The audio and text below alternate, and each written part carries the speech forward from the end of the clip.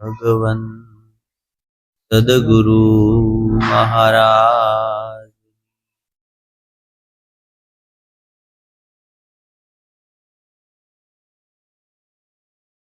આ બાપાએ વાત કરી, આ શબ્દો કદાચ દેશી હોય એટલે આપણને ન સમજાય.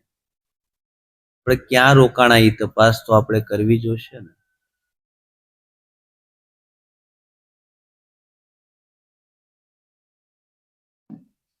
પશુ પક્ષી પંખી એને એક એક વિષય લાગ્યો,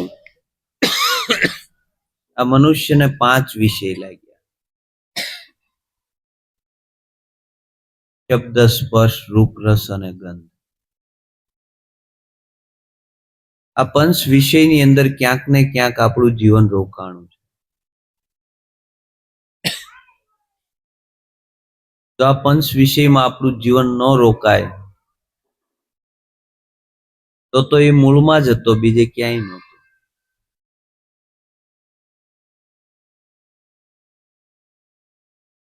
એક એક વિષયમાં પોતાના પ્રાણ ત્યાગી દે છે. હવે એ 5 વિષય આપણને આ ક્યાં લઈ જશે એ આપણને ખબર છે.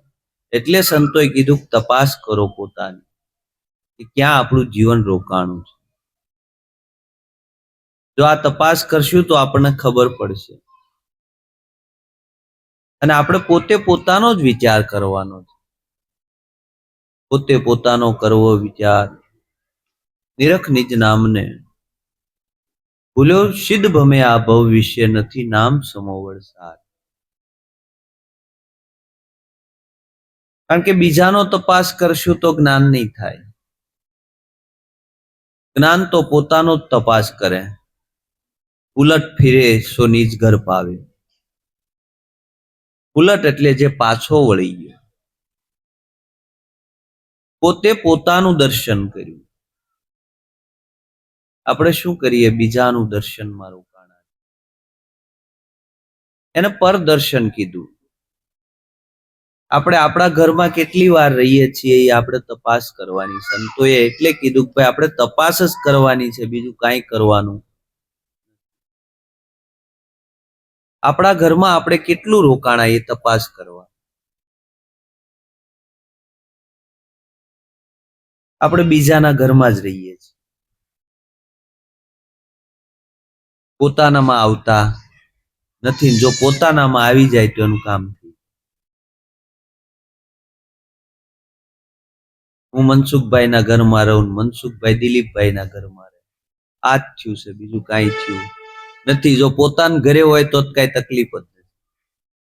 સદગુરુ ક્યાં લાવે? નિજ ઘરે લાવે.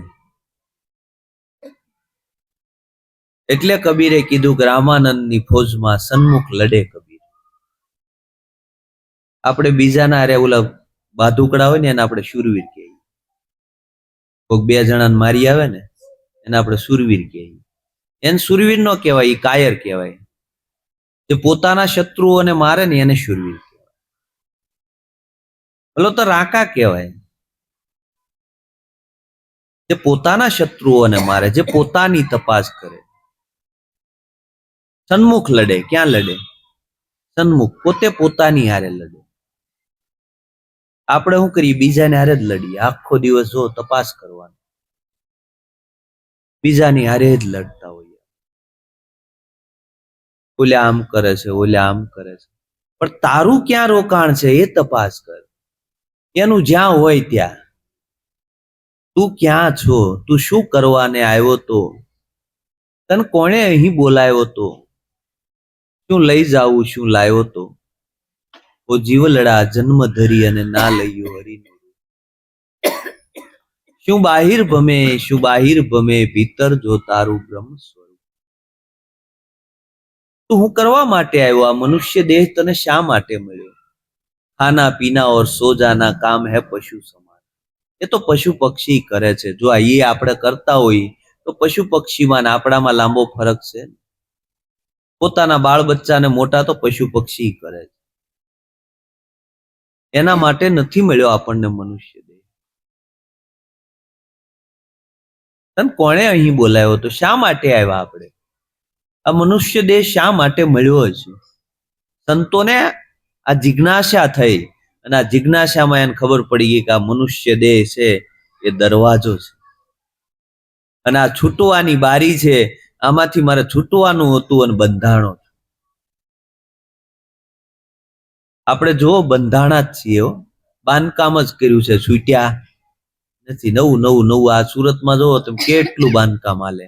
એટલે સુરતમાં નહીં, તમારી અંદર કેટલું બાંધકામ આવેલ તપાસ કરો ને, ખબર પડશે. માતાના ઉદરથી જન્મ થયો ને તે કાંઈ નહોતું, બાંધકામ જ કર્યું. શું કર્યું? અને એટલું બધું બાંધકામ માળ ઉપર માળ ખડકી દીધા. હવે મેળ પડતો નથી. આપણે બાંધકામ કર્યું, આને જાડો કર્યો. શું કર્યું? એકડો જાડો કર્યો. ધર્મેશભાઈ હતા ત્યાં સુધી વાંધો નહોતું, પાછું ઉપર મારા જ કર્યા પાછું. તો આ જાડો કર્યો. હકીકત આવું છે. તપાસ કરશું ને, પરમ પૂજ્ય ધર્મ ધુરંધર શ્રી શ્રી 1008 ને આ બધી જે છે ને, એકડો જાડો જ કર્યો છે. આને મટાડવાનો હતો. બાપાએ હું વાત કરી કે ભાઈ મટી જાય કામ, ગુમડું થયું પણ મટી જાય તો કામનું છે. આ મટવાનો માર્ગ હતો, કાંઈ બનવાનું નથી.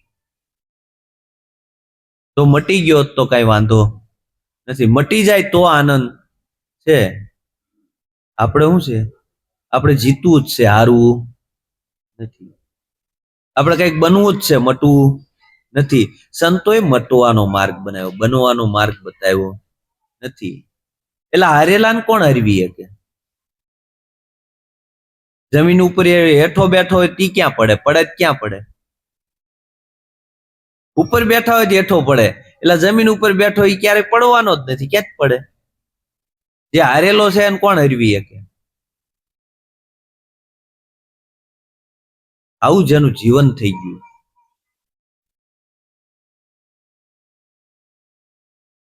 કેશવચંદ્ર, હારેલાને કોણ હરવી શકે? એ વાત ઉપર દ્રષ્ટાંત યાદ આવ્યું. કેશવચંદ્ર પોતે શાસ્ત્રમાં નિપુણ